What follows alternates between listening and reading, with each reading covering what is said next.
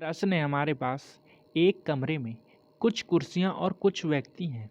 यदि प्रत्येक कुर्सी पर केवल एक व्यक्ति बैठा है तो ठीक एक व्यक्ति के लिए कोई कुर्सी नहीं है। यदि प्रत्येक कुर्सी पर दो व्यक्ति बैठते हैं तो एक कुर्सी खाली रह जाती है। कमरे में कुर्सियों की संख्या कितनी होगी?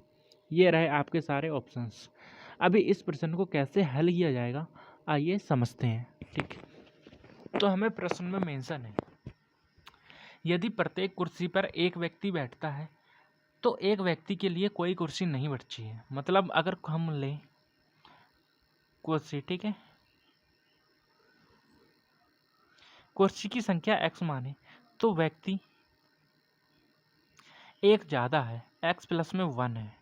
ठीक है, अगर वहीं हर कुर्सी में दो व्यक्ति बैठते हैं तो एक कुर्सी भी खाली रह जाती है। ठीक, अगर हमें इस प्रश्न को जल्दी करना है तो हम इस ऑप्शन की सहायता लेंगे। ठीक है, कमरे में कुर्सियों की संख्या कितनी है, कुर्सियों की संख्या निकालनी है और जो प्रश्न में हमें दे रखा है। ठीक, अगर मैं कुर्सियों की संख्या सबसे छोटी मतलब 3 मानूं, कुर्सियों की संख्या 3 मानूं तो व्यक्तियों की संख्या कितनी हो जाएगी? वो हो जाएगी 4। ठीक, देखो प्रश्न क्या कहता है कि यदि कुर्सी पर दो व्यक्ति बैठते हैं तो कुर्सी खाली रह जाती है, तो एक कुर्सी खाली रह जाती है।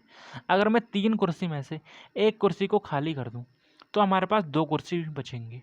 अगर मैं 2 कुर्सी में 2 व्यक्तियों को बैठा लूं तो मेरे पास 4 व्यक्ति आएंगे, जो कि हमारे पास पहले से ही हैं। ठीक है, इसका मतलब क्या हुआ, हमारी जो दोनों कंडीशन है वो फुल फिल होगी।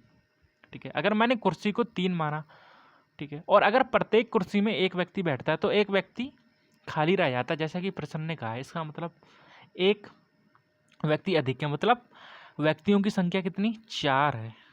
अगर मैं प्रत्येक व्यक्ति को दो व्यक्ति को एक कुर्सी में बैठाऊं तो ये जो 4 व्यक्ति हैं 2 कुर्सियों में पूरे पूरे आ जाएंगे और एक कुर्सी हमारे पास खाली रह जाएगी, जैसा कि प्रश्न ने कहा है। इसका मतलब क्या हुआ, हमारा सही और राइट आंसर ऑप्शन नंबर 3 ही होगा। ठीक है, समझ में आ रहा है ना? धन्यवाद।